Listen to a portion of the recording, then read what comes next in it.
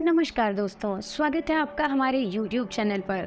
दोस्तों, जैसा कि आप जानते हैं कि हम आपके लिए कुछ ना कुछ ऐसे उपाय, कुछ ऐसे टोटके लेकर आते हैं जिन्हें आप अपनाकर अपने जीवन की परेशानियों को समाप्त कर सकते हैं। इन टोटकों को अगर आप अपनाते हैं तो आपको अपने जीवन में कभी भी किसी परेशानी को नहीं झेलना पड़ेगा।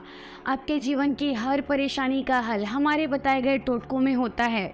अगर सही तरीके से आप इन टोटकों का प्रयोग करते हैं तो आपको कभी भी कुछ और करने की आवश्यकता नहीं पड़ेगी, क्योंकि दोस्तों आजकल हम अपनी ज़िंदगी में किसी ना किसी परेशानी से तो जूझ ही रहे होते हैं।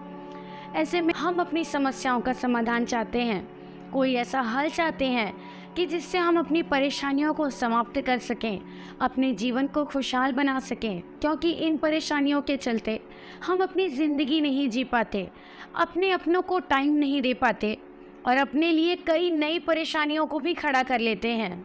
तो दोस्तों, आज मैं आपको बताऊंगी नींबू से वशीकरण करने के लिए आपको नींबू और कुछ आसान सामग्री की आवश्यकता होगी। आप इस प्रक्रिया को शुरू करने से पहले उन लोगों को याद दिलाना चाहिए जो इसे केवल नामुमकिन और भ्रामक मानते हैं। इस विधि का उपयोग करने से पहले आपको ध्यान में रखना चाहिए कि ये एक प्रभावशाली शक्ति है और इसका प्रयोग केवल अहिंसक उद्देश्यों के लिए किया जाना चाहिए।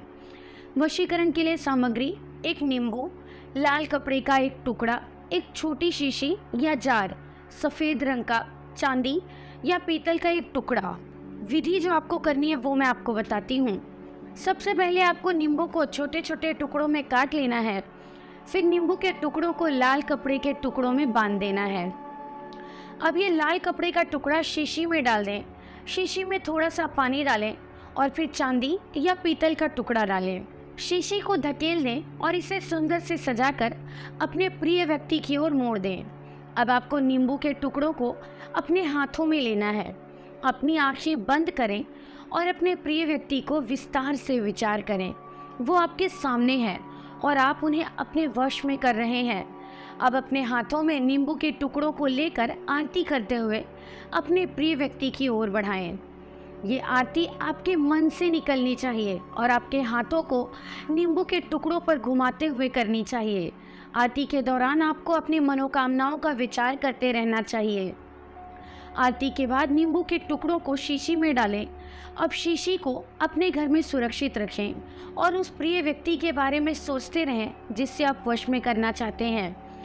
ये वशीकरण प्रक्रिया किसी भी दिन की शुरुआत में की जा सकती है। आपको एक शुभ मंत्र का जाप भी करना चाहिए जो नींबू से वशीकरण को सफल बनाता है। वो शुभ मंत्र है: ओम नमो आदेश गुरु को, महाराज मोहिनी देवी को अपने वश में करें।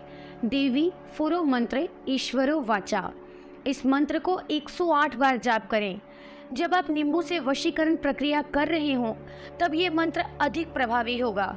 ध्यान रखें कि वशीकरण किसी के हित में होना चाहिए। इसे केवल निष्कर्ष लेने के लिए किया जाना चाहिए। वशीकरण का उपयोग किसी के बुरे इरादों के लिए नहीं होना चाहिए। अगर आपको लगता है कि आपका उपयोग दूसरों के नुकसान में होगा तो इसे ना करें।